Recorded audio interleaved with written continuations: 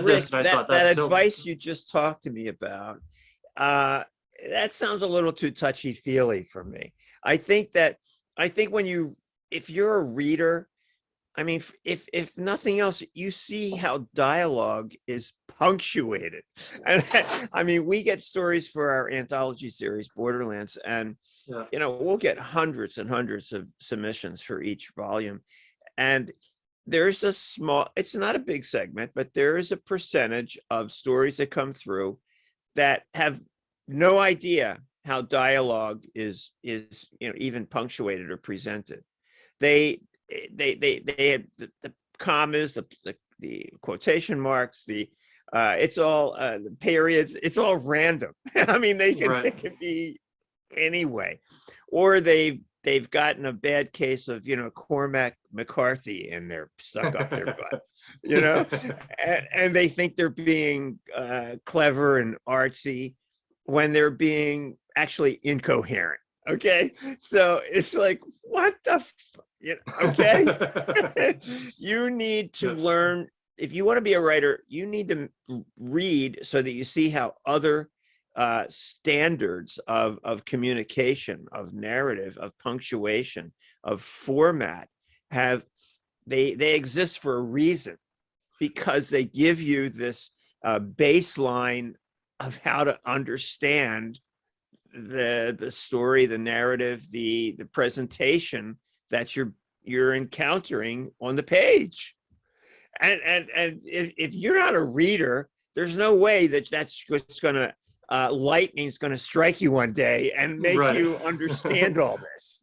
Right. Yeah. You can hang at a coffee shop all day long and you're going to hear these fantastic conversations, but they're not going to have dialogues above their heads. So actually framing that in the story is something else. No, I believe I believe that there's some classic standard methodologies have persisted for a reason. And you know what that reason is? They work. Right. Right. And then I guess when you know how they work, you can know how you can break those rules in a way. I mean, I'm thinking, how can you think about how to write great dialogue? I mean, you're fantastic at dialogue. Your partner in crime of Borderlands, F. Paul Wilson, is great in dialogue. I actually liken some of his stuff to it almost seemed like it's very influential from say, Elmore Leonard, who I think is just a perfect example of great dialogue. Oh my God, I love Leonard, and he once said, "I leave out all the stuff people skip," and he is so right. You know what I mean? Yeah. I mean that he's the master of trenchant dialogue. Well, Paul and I have collaborated on 3 middle school kind of horror fantasy novels. Right. It was a trilogy. And the Nocturnia series. Yeah, exactly. Yeah. And it was really funny when we would bounce back and forth between, writing assignments, we call them. We would say, we had a basic idea where the story was going, and then we had fun. We knew how we were going to start and how we were going to end, but the fun of it was figuring out how we were going to get there. And each of us, when we would get to our 30 or 40 page assignment, because we kept just shuffling them back and forth, we would entertain each other with, "Oh wow, I didn't think about that. Well, that was a great move," that kind of stuff. So it made it more enjoyable. But when we finished it and we went back to do the first pass proofreading, it was really funny. Neither one of us realized how similar our styles were. I mean, I couldn't remember what he had written as opposed to what I had written, because this stuff, it read very much in a type. And that was very gratifying, because I've read some collaborations where it's very obvious who wrote what. Right. Yeah. I mean, the best collaborations should be seamless. You shouldn't. Yeah. I mean, that's something right there. I've never heard that before, where you don't even recognize who wrote what. So it was funny. We would talk about it, and I said, "Did you write that?" He says, "Shit, I don't know. I can't remember." That's hilarious. And I'm sure, like, when you guys are going back and forth too, there, I would imagine, like, you guys have both been in the game so long as writers and as mentors yourself, that I'm going to guess that your copies are pretty clean. So it's not a matter of editing in each other's innuendos so that it is seamless. I'm guessing. No, I mean, we're not, first rounds.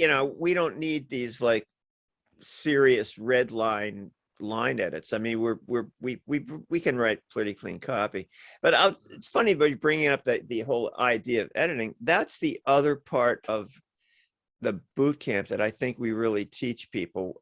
One of the things that Elizabeth used to say was at the beginning of the first night, she would say, once you come through boot camp, you're never going to be able to read for pleasure again. Every book's a textbook. You're going to look at everything you read through a different set of eyes, how they construct it. If something is really working, you're going to say, hey, why is this affecting me? And you're going to go back and deconstruct it and figure out what that writer's doing that is so effective, why it's so good. Yeah. And you're also going to, when something is a stink bomb, you're going to go back and figure out why it's bad.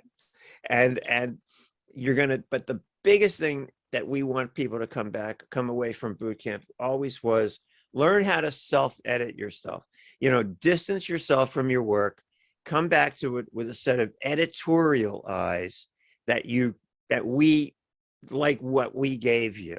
When we edited, and we do a line edit on everybody. I mean, it's line by line. You look at your own work the same way. Look at your work the way we try to teach you how to look at everybody else's, because yours isn't any different. and that was a lot. I think that's where a lot of people's ultimate success ultimately derived, that they were able to look at their own work with a more objective eye.